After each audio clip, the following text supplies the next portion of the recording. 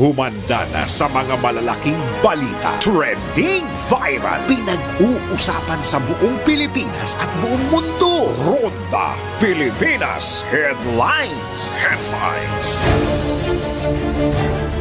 Sa ulo ng mga balita, Ronda Pilipinas. seguridad sa bansa tiniyak ng PNP kasabay na pagdiriwang ng Idil-Fitir.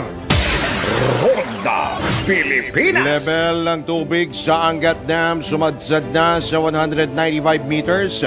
Bawas alokasyon ng tubig na mumuro anumang araw. Ronda Pilipinas. Pilipina arestado sa panlalason sa kanyang asawa sa US of A. Ronda Pilipinas. Balita sa bayong dagat, 3 katao patay, 3 iba pa sugatan sa pagsabog sa Italy. Ronda Pilipinas. Sa sports, Our Lady of Fatima University Phoenix nagpakilala sa Pinoy Liga Collegiate Cup. Ronda Pilipinas. Sa showbiz, Vina Morales, aminadong maayos ang parental setup nila ni Cedric Lee sa kanilang anak na si Sienna. Ronda Pilipinas. Paninigarilyo, nakawawala nga ba ng gana sa pagkain? Tara, let's prove it. Ronda Pilipinas. Driver na naka-tsinelas habang nagmamaneho. Nakaw! Bawal ito. Ronda Pilipinas. Ang mga malalaking mga balita, ang mga matitinding mga pinag-uusapan, ang mga maiinit at pinagtatalunang mga issue. Lahat hagip, lahat malalaman. Hindi lang sa buong Metro at Mega Manila. Kasama na ang buong Pilipinas. Hahagupit na ang mga malalaking issue sa Ronda Pilipinas. Live na live sa DWIZ AM Metro at Mega Manila. Naka-live din sa DWIZ News FM Regional Stations. Naka-live din sa Radyo Ronda AM Radio sa Pilipinas. Live ding mapapanood sa Aliw 23 Free TV. At naka-live din sa lahat ng DWIZ Digital News accounts, Facebook, YouTube at DWIZ News website. Ronda Pilipinas. Wala nang mahuhuli sa balita. Wala nang maiiwanang issue na hindi mo alam. Ngayon, updated ka na sa Ronda Pilipinas. Kasama si Dennis Antenor Jr. Ronda Pilipinas. Sa magandang mainit na umaga, Luzon, Visayas, Mindanao, Mega Manila, sa buong bansa, sa buong mundo. Ngayon pong araw na ito ng Miyerkules. Ngayon po ay holiday. Ngayon po ay Idil-Fitir, Abril 10, taon 2024. Sa ngalan po ni Dennis Antenor Jr., inyo po makakasama hanggang alas 11 po tayo. Drew Nasino. Ronda Pilipinas. Sa oras na 7 sandali makalipas ang ika-10 ng umaga, sa detalye nga ng mga balita, tiniyak ng Philippine National Police ang seguridad at kaligtasan sa bansa sa gitna ng pagdiriwang ng Idil-Fitir o pagtatapos ng banal na buwan ng Ramadan ng mga kapatid nating Muslim. Ayon kay PNP Public Information Office Chief Colonel Gene Fajardo, may nakalatag na sila mga hakbang sa mga isinasagawang aktibidad ngayong araw sa ilang panig po ng bansa, kabilang po sa Maynila, kaya po dyan sa may Luneta. Dinagdagan na rin anya ang mga tauhan na ipinakalat sa mga moske, masjid at iba pang lugar na pinagdarausan ng mga nasabing aktibidad na kagaya po ng inyo pong nakikita sa inyo pong mga screen dyan po sa Luneta, Maynila. At dyan din po sa Quiapo at sa Taguig. At pabot naman ang pakikisa at pagbati ang PNP sa mga Filipino Muslim community sa pagdiriwang ng Idil-Fitir. Ronda Pilipinas. Sa ipapantapok ng balita, nagbabadyang magpatupad ang Metropolitan Water Works and Sewerage System o MWSS ng bawas alokasyon ng tubig ngayong buwan. Ito'y sa oras na bumaba pa sa 195 meters ang antas ng tubig sa Angat Dam na pangunay nagsusupply o ng 70% nagsusupply ng tubig sa Metro Manila ngayong sa kalagitnaan ng Abril.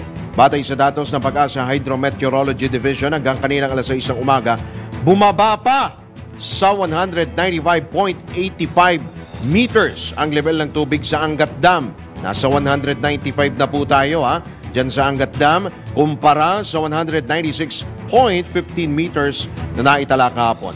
Dahil dito pinangangambahan bumagsak pa sa minimum operating level na 180 meters ang level ng tubig sa Angat Dam kung hindi pa rin uulan sa mga susunod na buwan. Iginit naman ni MWSS Division Manager Patrick Dizon na patuloy nilang binabantayan ang water level kaya't ipinaalala nito sa publiko na magtipid sa paggamit ng tubig. Ronda Pilipinas. Sa pagkakataon ito, tanggap po tayo ng pag-uulat mula sa labas ng impilan. Traffic Summit inilarga na.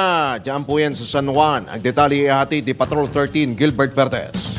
Nagtipon-tipon ang mga ahensya ng gobyerno, mga lokal na pamahalaan sa Metro Manila at iba't ibang stakeholders para sa Traffic Summit ukol sa mga alalahanin sa trapiko upang talakayin ang mga issue, tugunan ng mga sanhi at epekto nito at suriin ang mga solusyon upang bawasan ang traffic congestion sa rehiyon. Sa event na pinangunahan ni Pangulong Ferdinand Marcos Jr., ipinakita ni MMDA Acting Chairman Don Artes ang ilan sa mga inisyatibo sa pamahalaan ng trapiko ng ahensya at maging ang mga kasalukuyang proyekto habang ibinida naman o ibibida ni DILG Secretary Ben-Hur Abalos Jr.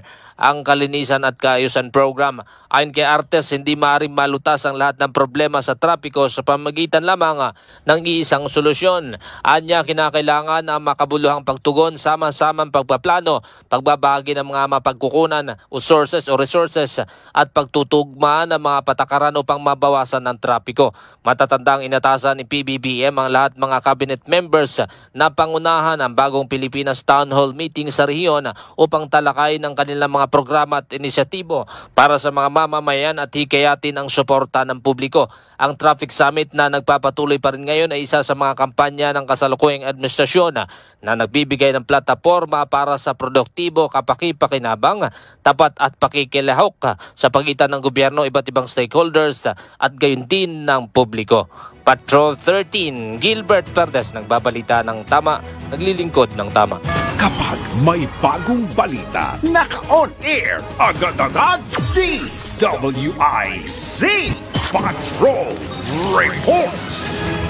Alright, kaugnay po ng balitang yan, maidagdag lamang ho natin sa report ni Patrol 13 Gilbert Verdes. Kabilang po sa mga dumalo o nandyan po ngayon, of course, sina San Juan City Mayor Francis Zamora, nandyan din po si MMDA Acting Chairman Attorney Romando Artes, and of course, Transportation Secretary Jaime Bautista, Secretary Manuel Bonoa, nag-DPWH, si NEDA Secretary Arsenio Balisacan, nandyan din po si DILG Secretary Ben-Hur Abalos. At of course, nandyan din si Pangulong Bongbong Marcos. Antabayanan lamang po natin para po sa mga pinakabago pong kaganapan. Dumalo rin po sa Traffic Summit ang ilang pong miyembro ng o ilang pong mga transport group. Kabilang na nga po yung LTAP, ang grupo po ni na Calando Marquez ng Liga ng Transportasyon at Operators sa Pilipinas. Meron din po, yan, of course, nandyan din po LTFRB, LTO, dapat din, nandyan din ho kayo. Talagang kailangan ho kayo dyan para ho masolusyonan ang makapaglatag po ng mga solusyon upang maibsan po ang nararanasan pong traffic congestion, lalo po dito sa Metro Manila at sa iba pa hong bahagi ng bansa. Kabilang na po dyan sa Cebu City, kung saan matindi rin po ang traffic. Yung sa Baguio City, matindi rin po ang traffic. Lalo kapag sumasapit po yung ganito pong peak season, bakasyon, marami po mga turista, matindi rin po ang traffic dyan. So mamaya, antabayanan ho natin kung ano po yung mga magiging napag-usapan o yung mapapagkasunduan po dyan po sa Traffic Summit ho na yan. Ang inaabangan ho natin dito kung mababawasan ba, kakayanin kaya na mabawasan yung mga sasakyan na nakabalagbag dyan po sa mga sa gigilid ho ng mga kalsada, gaya po dyan sa may Quezon Boulevard sa Maynila. Napakasigip po talaga dyan, ha? At sa iba pa hong mga lugar. Well, anyway, maraming salamat si Patrol 13 Gilbert Perez sa pagpapatuloy pa rin ng ilang pa mga balita. Ronda Pilipinas. Ngayon kasi maluwag ang daloy po ng trapiko. Kaya enjoy na ho natin itong araw ho na ito ng holiday. Samantala, sinentensyahan ng 2 taong pagkakabilanggo ang isang Pinay sa Estados Unidos matapos tangkaing patayin ang asawa nitong Amerikano. Kinilala ang Pinay na si Melody Johnson, 40 anyos, na tinangkang lasunin ang kanyang asawa si Robbie Johnson. Miyembro pala ito ng US Air Force sa pamamagitan ng paglalagay ng bleach sa kanyang kape. Naganap ang pagtatangka sa bahay ng mag-asawa sa Tucson, Arizona noong Hulyo noong nakarang taon at nakunan mismo ng CCTV na ikinabit ng biktima. Nang isumite ang kopya ng CCTV footage, agad na inaresto ng mga otoridad si Melody at kinasuhan ng attempted murder pero kalaunay gumawa ng plea deal kapalit ng mas mababang hatol o sentensya. Pagday nito tinitignan na motibo sa tangkang pagpatay ay ang mga benepisyong maaring makuha ni Melody sa US Air Force. Nako! Samantala wala namang inilalabas pa na pahayag ang suspect hanggang ngayon ay nasa kustudiya pa rin ng Pima County Jail dyan po yan sa Arizona. Ronda Pilipinas. Inaasang mararamdaman ngayong araw ang danger level ng heat index o maalinsangang panahon sa 8 lugar sa bansa. Batay sa heat index forecast ng Pag-asa, posibleng umabot hanggang 44 degrees Celsius ang heat index na mararamdaman sa ilang lalawigan, kagaya po dyan sa Dagupan City, Pangasinan, Puerto Princesa City, Palawan, maging sa Aburlan, Bacnotan, La Union, San Jose Occidental, Mindoro, Roa City, Capiz, Giwan, Eastern Samar at sa Cotabato City, yan po yan sa Maguindanao.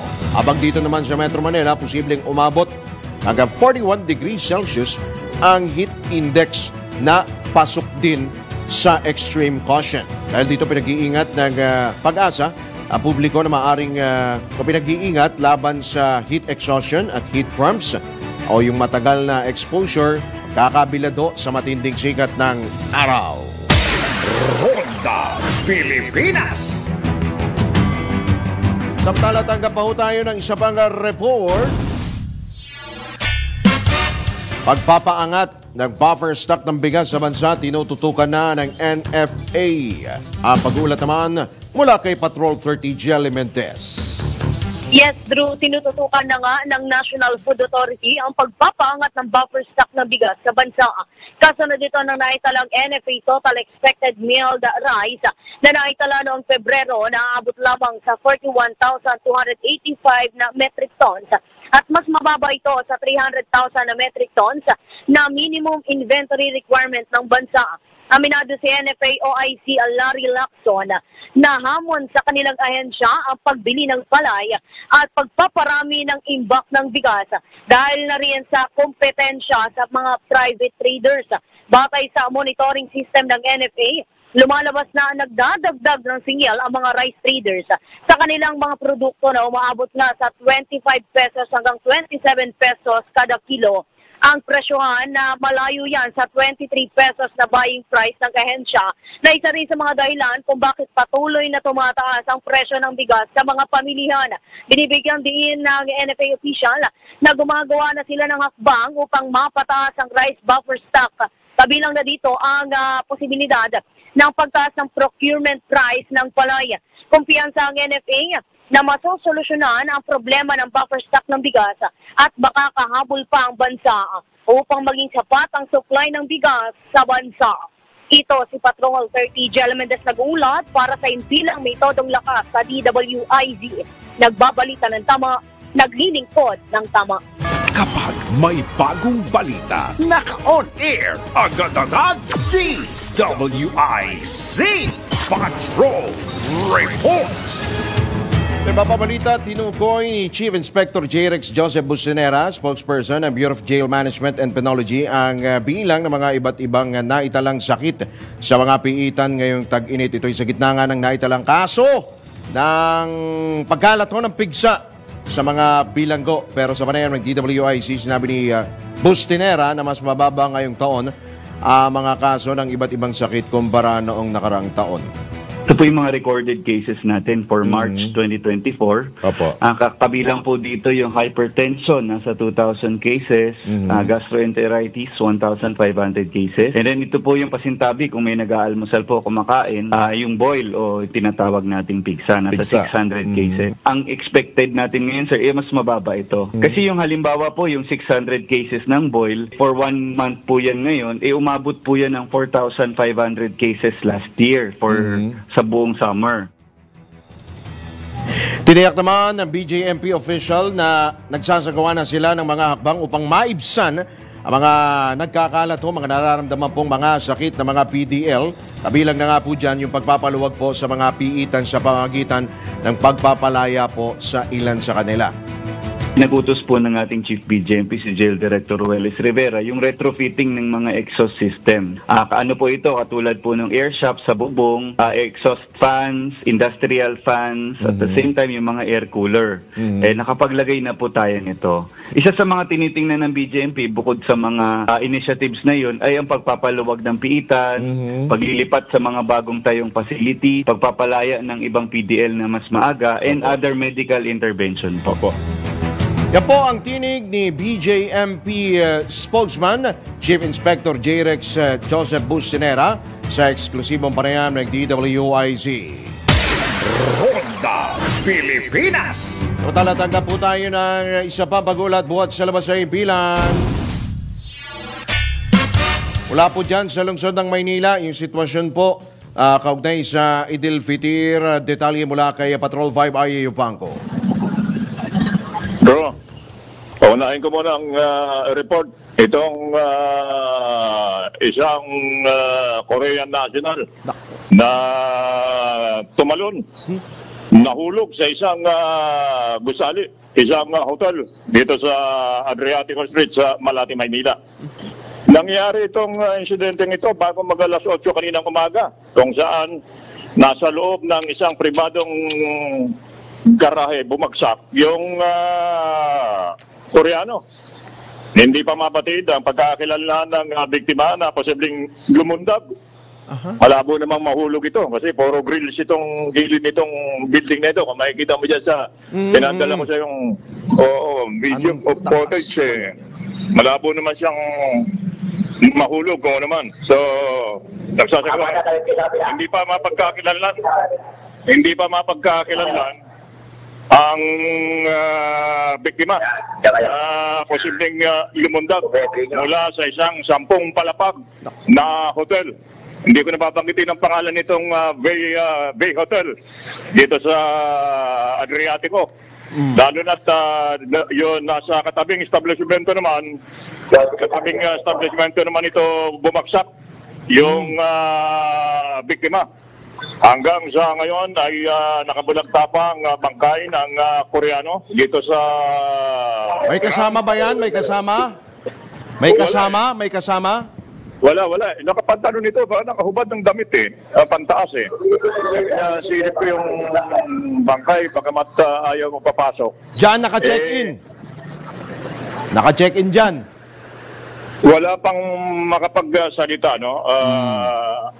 Wala pang makapagpaliwanag, bagamat dumating na yung mga investigador ng Homicide Division ng Manila Police District at sa mabilis na pagresponde ng SOGO. Alam mo, kanina alas 8 pa ito. Ngayon lang dumating yung SOGO. Ang bilis nilang rumesponde. Siguro mayroon din pang naresponde ang iba. Kaya't yung bangkay ay narito nakabulagta pa sa lapag. Labas ito ng labas na ng hotel. Labas ng hotel bumagsak yung sinasabing ano pa lang ito, initial ito, Okay. na lumundag itong Koreanong ito at sa ngayon, nasa loob na ng hotel, yung mga investigador ng homicide section ng IMPD at yung SOCO team. Hindi pa nila tinitingnan yung bangkay ng biktima. Antabayan pa mga ibang detalye nitong may kaugnayan sa isang Korean national na hinihinalang lumundag nagpatiwakal mula sa ika-10 palapag nitong Villa Hotel dito sa may Adriatico, Malate, Maynila. Samantala, yung mga activities naman, yung pagtitipon-tipon naman ng mga kapatid nating mga Tapos na ba? Muslim. Oo, tapos na kanina, 7:30. 7:30 yung habang kinakausap mo ako, tinapos na nila yung kanilang programa. At kanya-kanya na uwian after nung napakasarap na halal o pag-breakfast o almusal ng ating mga kapatid na Muslim. At kita ko si dating Maguindanao Governor Toto Mangudadato. Pumunta. Si Toto Mangudadato, tinatanong ko, sabi ko, ini-endorse ka ng mga organisasyon ng mga Muslim na tumakbong presidente. Sabi niya, sa kanya natin pag-usapan yan. Si Senator Robin ba nandyan? Nagpunta ba? Hindi ko nakita. Hindi ko nakita. Yung aking mga kaibigan dito, hindi ko rin sila nakita. Pati yung isang barkada kong broadcaster na nagbalik Islam, mula sila rito hindi ko sila nakita. Alam nila siguro, makikipag-almusal ako sa kanila. Kaya hindi pumunta rito. So, tabayan na natin mga kabayan. Balikan natin yung paglundag o nahulog na isang Korean national sa isang hotel dito sa Malate, Maynila. At tabayan na pa mga ibang detalye niya. Ito sa patrol number 5. Ay yung pang-comparison film method ng lakas. DWIC. Nagbabalita ng tama. Naglilingkod ng tama. Kapag may bagong balita, naka-on air, agad-agad, DWIC Patrol Report.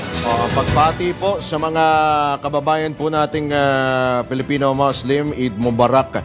Ngayon pong Idil Fitr. Lalo po dyan sa mga taga Quiapo, Maynila at dyan po sa Maharlika Village sa Taguig City at yung mga kababayan din po natin sa bahagi po ng Mindanao, mga taga Zamboanga, mga taga Davao City. Eid Mubarak po sa inyo, mga katodos po natin. At siyempre, kaliwat kanan ho ang mga handaan ho niyan, di ba? Ayan, kagaya nga na binabanggit ni Patrol 5, ayayupan ko, may mga nagpaalmusal na. Siyempre, may ang mga pagkain po niyan, abay talagang diyan mo matitikman, Yes. Kakain ka na ba sa mga ganyan? Mga tupa, yan, mga pagkain nila. Siyempre, walang pork. Walang pork. Yung tupa, anong luto yun? Lamb chop. Lamb chops. Sarap yan, Speaking of pagkain po, mga katodos, totoo kaya ito? Paninigarilyo, nakakawala nga ba ng gana sa pagkain? Tara, patunayan po natin yan sa Let's Prove It. Bago maniwala sa mga claim na yan, patunayan na yan sa Let's Prove It. Naging bisyo mo na ba ang paninigarilyo? Nawawalan ka na ba ng ganang kumain kapag naninigarilyo ka? Myth nga ba ito o totoo kayang masusuppress o mawawalan ka ng gana kapag naninigarilyo ka? Tara, let's prove it! Bago ang lahat, maraming nagtatanong kung ano nga ba ang ingredients ng isang sigarilyo. Ito ay binubuo ng methanol, carbon monoxide, arsenic, methane, acetic acid, butane, cadmium, stearic acid, hexamine, industrial solvent, nicotine, ammonia. Base sa 2018 study ng Medical News Today na maraming tao ang naninigarilyo para maiwasan ng overeating. Ayon sa mga pag-aaral na ang nicotine na isa sa mga ingredients ng sigarilyo ay nakakapag-suppress ng appetite. Nagpapa-increase rin ito ng metabolism. Dagdag pa sa hexa.health.com na patunayan ng mga pag-aaral na ang mga naninigarilyo ay may posibilidad na magkaroon ng mababang body mass index o BMI kumpara sa mga non-smoker. Ito ay dahil na-activate ng specific receptors sa utak na nagpapababa ng hunger at cravings ng isang tao. Kaya nagkakaroon nagkakaroon ng weight loss. Ang epektong ito ay panandalian at maring samahan ng maraming negatibong kahinatnan sa kalusugan, kabilang ang kanser, sakit sa puso at mga problema sa paghinga na nakakaapekto sa lungs ng isang tao at posibleng mahirapan sa pagsasalita. Kaya naman sa mga naninigarilyo dyan, nako, iwasan nyo na ang smoking dahil hindi lang kayo ang maaaring magkasakit, pati na rin ang mga tao sa inyong paligid. Mga kastig, handa na ba kayo for the next level ng saya sa paborito ninyong esports? Sa Arena Plus, astig sa sports, siguradong magpapabago ng paraan ng inyong pag-enjoy sa mga paborito ninyong laro. Pwede mong i-stream ang mga live games ng local at international sports sa internet at sa inyong mga telepono. Maging up-to-date sa latest score sa libu-libong games worldwide. Kasama dyan ang PBA, NBA, PVL, soccer, yung ibang basketball league, volleyball, boxing at marami pang iba. But that's not all. Kasama sa magbibigay ng saya sa inyong gaming experience, ang official astig endorsers na sina Scottie Thompson at NBA star Jordan Clarkson. Kaya ano pang inaantay ninyo? Download Arena Plus app now in App Store or Google Play. You can watch it also on arenaplus.ph. Sa Arena Plus, astig sa sports. Keep it fun. Game responsibly. Ronda Pilipinas. Samantala tayo po ay magbabalik makalipas lamang po ang ilang pong mga paalala. Ang oras, ganap ng alas 10:30. Ronda Pilipinas. Alright, tayo po ay nasa ikalawang bahagi na po ng Ronda Pilipinas sa oras na alas 10:35 na po ng morning at tayo po ay tumanggap po ng update kaugnay po. Of course, mahalagang sobrang importante po nito pong issue po nito dahil sa tubig. Ngayon pong tag-init at kanina nga po, binabanggit natin, umabot na po sa 195.85 meters yung water level nga po sa Angat Dam. At may statement po ang NWRB or MWSS na pag humantong na po sa ganyan pong level ay posible na pong magpatupad ng o magbawas po ng water allocation sa Metro Manila. Yung isinusupply po na tubig sa mga water concessionaire kaya po ng Maynilad at syempre ng Manila Water. At tayo po ay pinalad na sa kabilang linya po natin ngayon sa oras po na ito ang Corporate Communications Head po ng Manila Water na si Miss DT Galang. Magandang umaga po, Miss DT. Mainit na umaga po. Welcome po muli sa DWIZ LU23. Magandang umaga, Drew, at magandang umaga sa lahat ng inyong tagatangkilik. Opo. Ma'am DT, kanina po ay sumadsad na po sa 195, no? Sa 195 level na po tayo ng tubig sa Angat Dam na pangunahing po nagsusupply ho sa atin dito sa Metro Manila. At meron din po any monument o any moment na sinasabi ho ng MWSS ay maaari pong bawas po ng water allocation basta't sumadsad po dyan sa 195 meters level po yung water level sa Angat Dam. Ano na ho ang inyo pong mga, bukod ho doon sa mga nauna na ho ninyong binanggit, yung inyo pong mga hakbang sakali po na yan na nga, umantong tayo sa worst case scenario, Ma'am Diti. Tama po yan, Kaya lang, kanina po, ito'y ating pang biberipikahin, may pahayag na nilabas si Undersecretary CP David ng DENR na maaaring i-defer pa hanggang Mayo yung pagbaba ng alokasyon mula para sa Metro Manila mula sa Angat. Ngunit atin naman po talagang pinaghahandaan yung pagkakataon na ibaba po ang una pong pagbaba niya. Sa kasalukuyan tayo po ay nasa 50 cubic meters per second na alokasyon para po dito sa Metro Manila at maaari po itong ibaba to 48 cubic meters per second. At pag ito po ay nangyari, ito pa nga po ay ating inaasahan na magaganap sa susunod na linggo. Ngunit atin pa pong i-verify kung i-defer pa nga po ito hanggang May. Kung magkataon man po na ibababa sa 48 cubic meters per second ang ating alokasyon, Ang atin lang naman pong gagawin sa Ganang Manila Water ay magre-reduce po ng pressure dun sa tinatawag nating off-peak hours. Ito ay mula alas 10 ng gabi hanggang alas 4 ng madaling araw.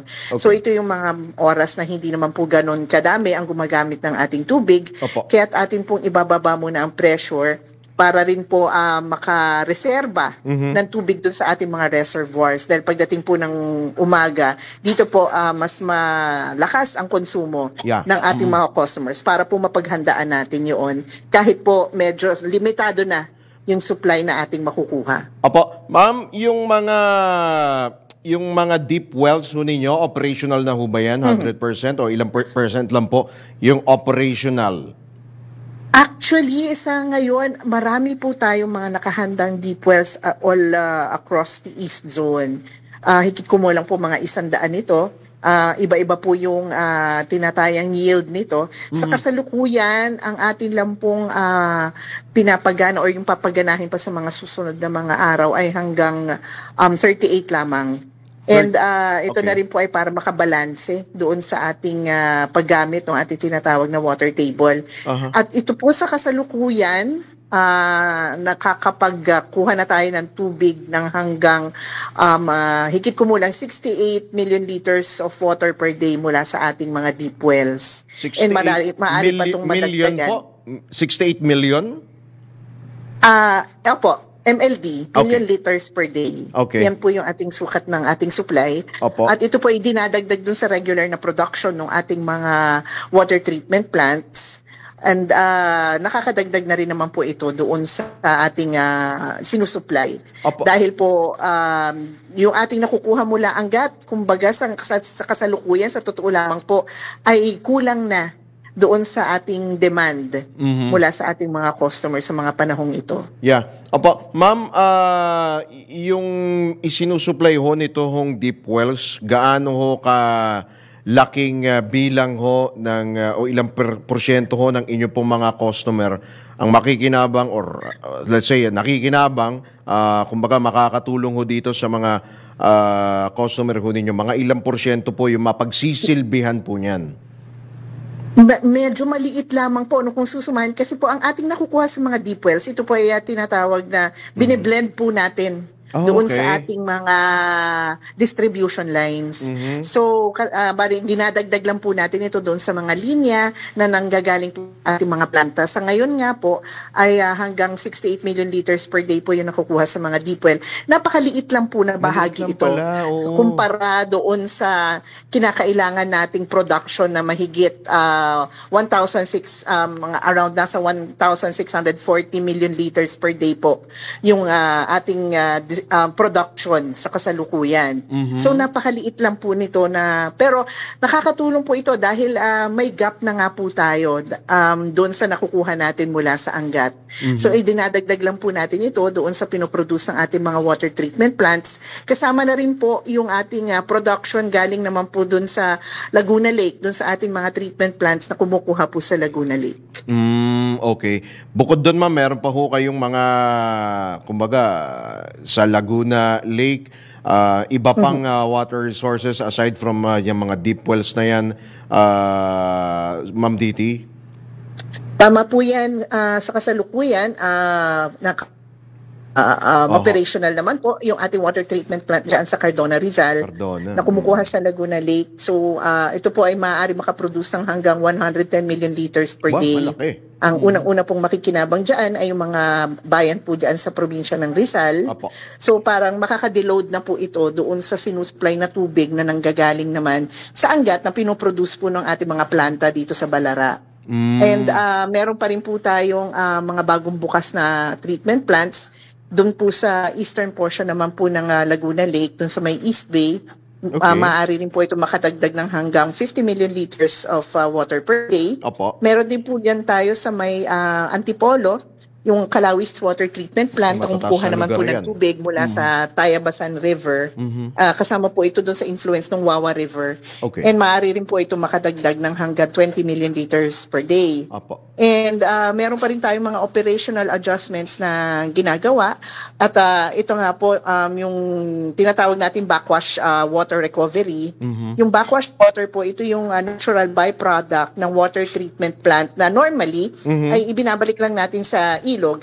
Pero dahil nga po tayo naghahanap ng mga additional sources, ibinabalik po natin ito dun sa proseso para matreat uli, para maisama po sa distribution. Sa ngayon po, maaari tayong makakuha ng hanggang 40 million liters of water per day mula po dun sa ating iba-ibang mga treatment plants through backwash water recovery. Okay, ma'am. Ma'am, last few questions na lamang po. Doon po sa mga binanggit po ninyo, no? So, yung mga water service interruption, though, magkakaroon pa rin ho ba tayo niyan, ma'am? Ngayon pong tag-init, hindi pa rin ho yan mawawala, ma'am? Sa ngayon po, yung ating mga water service interruptions ay kaugnay lamang ng mga maintenance activities o mga leak repairs.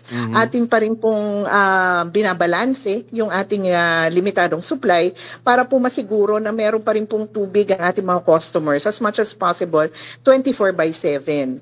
Bagamat kung sakali nga pong bababaan na ang alokasyon, makakaranas lamang po sila ng reduced water pressure doon nga po sa off-peak hours. At ito naman po ay depende rin kung nasaan sila. So yung ating experience ng reduced pressure ay magkakaiba po yan sa ating mga customers. Dahil meron po tayong mga customers na medyo matataas po yung kanilang lugar. Yan. At yung medyo malalayo dun sa ating pasilidad. Opo. Na baka medyo mas mababa yung pressure na kanila mararanasan kesa po doon sa mga nasa mas mababang lugar at mas Opo. malapit sa pasilidad. Kung meron naman pong mga maapektuhan na ganito, atin naman po silang aabisuhan in advance para makapaghanda rin po sila. So localized lang po yung ating advisory per area kung saan po makakaranas ng Opo. medyo mas mababang pressure. Pero yung mga ating water service interruptions related to maintenance activities and leak repairs, ito naman po ay ating binibigyan ng announcement doon po sa ating mga communication platforms. Meron lang pong mga pagkakataon na may mga emergency, katulad po ng mga hindi inaasahang leak na nagaganap or yung breakage na hindi naman po natin ito ma-anticipate ano po hanggang sa mangyari, malamang medyo very short lang po yung ating magiging advice para sa ating mga customers. Dahil gusto rin po nating makumpuni agad kung sakali man magkaroon ng emergency breakage or magkaroon man ng let's say power interruption sa ating mga planta, may effect din po yan doon sa ating continuous supply. Pero ito naman po ay agad nating sinusolusyonan, agad nating kinukumpuni para po dire-diretso pa rin yung ating maging serbisyo para sa ating customers. Opo, ma'am, makatitiyak ho ba ang atin ho mga customer na wala pong aasahan pong rate adjustment ngayon pong tag-init, and of course, mataas din po ang demand ho ngayon sa tubig. Aside from kuryente, talagang kailangan ho ng tao ng tubig sa panahon pong ito, Ma'am Diti. Opo, ang ating rate adjustment ay naipatupad na po nung simula ng taong ito. At yun naman po ay atin ng ipapatupad for the whole year. Yeah. Ang makikita lang po nila sa kanilang mga bill ay yung suma ng kanilang makukonsumo per month. So yun lang po yung mababasa ng Metro kung ano man po yung kanilang kinonsumo. Kaya mahalaga rin po, ito paalala lang po, lalo-lalo na ngayon na medyo limitado nga po yung supply para po sa ating mga customers na inspeksyonin po nila yung kanilang mga plumbing system sa kanilang mga tahanan o yung mga fixtures, baka po merong mga nagli-leak na mga gripo o yung kanila pong water closet sa toilet, baka po may pagkakataon na yung dire-diretso lang po yung daloy ng tubig, nakakaaksaya po ito. So we encourage our customers to do regular inspection of their fixtures, of their plumbing system, na sigurado pong wala pong tumatagas at nasasayang na tubig. Last na lang, ma'am, bago namin ho kayo bitawan, sa Negros Occidental pala, ma'am, kayo pala ay sumasaklolo doon sa Bacolod City, lalo pat nasa state of calamity pala itong lugar na ito dahil sa kakapusan ho sa supply ng tubig, ma'am. Verify ko pa rin po yung ating kung ano po yung ating tulong na dinadala po ngayon diyan sa Negros Occidental dahil meron naman din po tayong mga ilang resources, meron din po tayong mga paggalaw kung sakali pong kailangan ng tulong in other parts of the country. Kadalasan po yan ay dun sa ating mga emergency responders at dun sa ating Manila Water Foundation. Alright. Sige po, Ma'am Diti, baka meron pa ho kayong mga karagdagang pampanawagan sa ating pong mga kababayan, sa ating pong mga sa inyo pong mga customer ngayon pong napakainit at kailangan po natin ng tubig. Ayun po, atin naman pong paalalahanan pa rin ang ating mga customers na maging conscious lang po tayo sa paggamit. Hindi naman po natin pwedeng pigilan ang paggamit ng tubig, lalo na nga po ngayon na medyo tumataas ang ating heat index. Yes. Kailangan po natin mag-shower minsan ng mahigit sa isang beses sa isang araw. Okay lang po ito, basta wag lang po tayo mag-aaksaya, magiging conscious lang tayo kung paano natin gamitin yung ating tubig. Yung sapat lang po sa ating pangangailangan. At kung may opportunity naman po na makapag-reuse ng tubig, ito po ay ating gawin. Kunwari po yung ating mga pinaghugasan ng mga pinggan or yung pinagbanlawan ng mga labada, maaari pa rin po itong ipandilig dahil kahawari naman po yung ating mga halaman, kailangan pa rin po natin itong alagaan. Maaari pa rin po ipandilig or ipanlinis kung ng ating bahay para hindi naman po yung clean potable water na yung ating gagamitin. And yung mga maliliit na bagay lang po na ating magagawa para makatipid, malaking tulong na rin po ito para mapalawig pa yung ating supply, lalo na nga napakainit ngayong panahon. Alright, marami pong salamat Miss Diti Galang sa inyo pong oras. Magandang umaga po sa inyo, ma'am. Maraming salamat din sa pagkakataon, Drew. Mabuhay kayo at ang inyong programa. Salamat po at more water para ho sa Manila Water. Ang Corporate Communications Head po ng Manila Water, si Miss Diti Galang ang inyo pong napakinggan. Ronda Pilipinas. Kombinasyong tama, malaki ang tama. Makinig mabuti dahil babanggitin na ng DWIZ. Announcer ang tamang kombinasyon ng letra at numero. DWIZ. Numero panalo. Hatid ng Bingo Plus. Bingo sa saya, plus sa panalo. Ready na ho ba kayo mga ka-Bingo Plus sa bago pong palaro ng DWIZ? Aba dito lamang ho yan sa DWIZ Bingo Plus numero panalo. May tsansa po kayong bumingo. May tsansa kayong manalo ng tumataginting na 1,000 pesos. Simple lamang po. Simple lang manalo. Kailangan lamang hong abangan of course yung 4 na letter number combination sa mga programa po ng DWIZ at i-text po ninyo sa 0960-880-6426 0960-880-6426. Siyempre kasama po ng inyo po mga pangalan, edad, address, siyempre yung 4 combination of the day. At ito po, babanggitin na po natin, hindi na po natin patatagalin, yung kombinasyon po, yung pangalawang kombinasyon ngayon pong araw na ito nakikita po ninyo sa inyong screen, W18. Ulitin po natin, W18 ang pangalawa pong kombinasyon for today. Abangan pa ang dalawa pang kombinasyon sa mga susunod na programa ng DWIZ. Kung nakaapat ka na, pwede mo nang isend sa text number na binigay ng DWIZ announcer o kaya i-PM na sa DWIZ Facebook. Kung hindi pa, wait pa ng ibang kombinasyon hanggang makumpleto ang 4 na numero panalo. Hatid ng Bingo Plus. Bingo sa saya, plus sa panalo. Ronda Pilipinas. Babalik po muli Ronda Pilipinas. Makalipas namin ang mga palalang oras. 8 minuto na lang bago sumapit ang ganap na alas 11. Ronda Pilipinas. Nagbabalik sa Ronda Pilipinas. Alam niyo ho ba na kahit hindi po kayo nananalo sa PCSO, lalo po yung kanila pong loto, ay yung inyo pong ipinantataya po ay napupunta sa Kawanggawa. At kabilang na nga po dyan, of course, yung mga nangihingi po ng tulong, yung mga nangangailangan po ng tulong medikal, kagaya po ng mga cancer at dialysis patients, kasama sa medical assistance ng PCSO.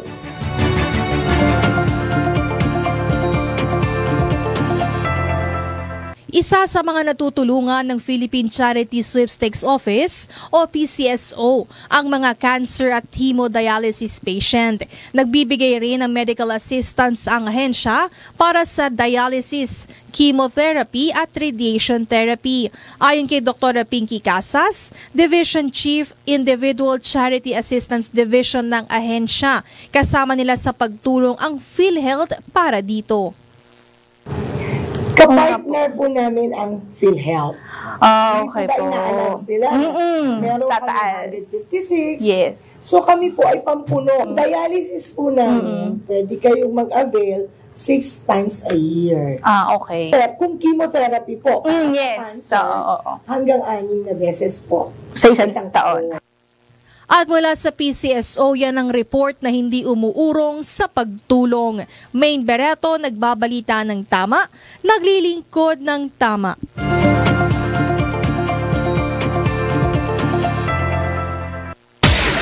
Ronda Pilipinas.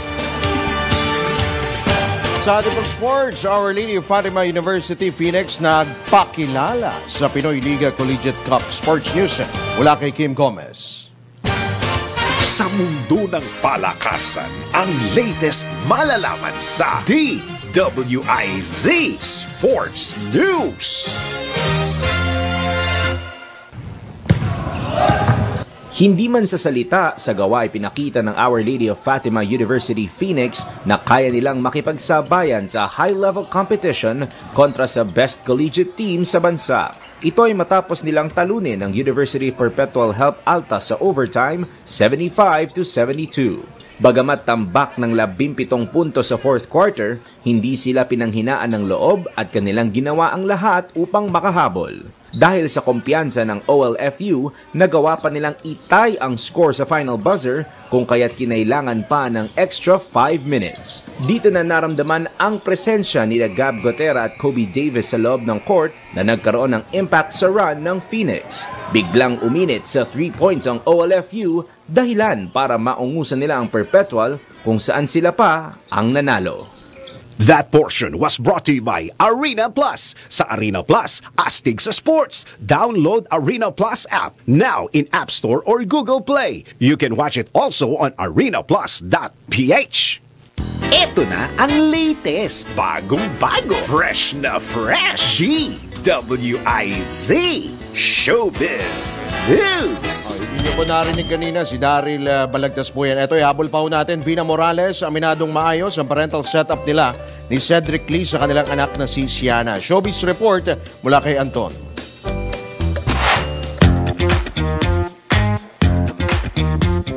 Para sa aking balitang showbiz, masayang ibinahagi ni Vina Morales sa Showbiz Press na okay ang kanilang setup ngayon ni Cedric Lee para sa kanilang anak na si Siana. Ito'y matapos na mauwi pa sa demandahan ang hindi pagbibigay noon ng sustento ni Cedric sa bata. Ayon kay Vina, masayang-masaya siya sa kanilang co-parenting setup kung saan sibil umano silang dalawa ngayon ni Cedric para sa kanilang anak. Lagi rin umano may oras si Cedric kay Siana kung saan kamakailan lamang ay nasa Tagaytay ang mga ito para doon mag-spend ng weekend. Pero ayon kay Vina, kung masaya raw siya sa nangyayari ngayon sa kanilang co-parenting setup, mas masaya raw ang kanyang anak. Na-realize niya raw noong pandemic ang pagpapatawa dahil napakaigsi umano ng buhay kaya't naging okay ang lahat. At iyan aking balitang showbiz para sa impilang metodong lakas DWIZ. Ako si Anton, nagbabalita ng tama, naglilingkod ng tama. Ronda Pilipinas. Sa ating po matanga quote for the day, ang utang na loob ay hindi mababayaran ng pera pero pwede mong suklian ng respeto ang taong may magandang nagawa sa iyo. At dyan po tayo pansamantala nagtatapos, pansamantala nagpapaalam ngayong pong araw na ito dahil Wednesday, Baclaran Day din po pala ngayon. At happy birthday din kay Miss Leslie Paz ng Aliw HR Department. At batiin ko lamang din ng Eid Mubarak si Ginoong Mohamed Abakuk, ang owner po ng Sizzling Palace na matatagpuan po ninyo dyan sa Isitan, Maynila. Ay, ang sasarap po ng pagkain ho dyan, lalo po yung kanilang biryani. Ako, nagugutom ako, Atiyas. Parang mamaya gusto kong pumunta dyan sa Sizzling Palace. Yan, ha? Eid Mubarak po sa mga kababayan po nating Filipino Muslim. At ito po muli nyo lingkod sa ngalan po ng buong tropa ng DWIZ at Aliw 23 sa ngalan pa rin po ni Dennis Antenor Jr. Ito po si Drew Nasino, nagbabalita ng tama, naglilingkod ng tama. Susunod na Yes, Yo Topacio kasama sina Attorney Ferdy Topacio at Miss Dewey De Guzman. Ang mga malalaking mga balita, ang mga matitinding mga pinag-uusapan, ang mga maiinit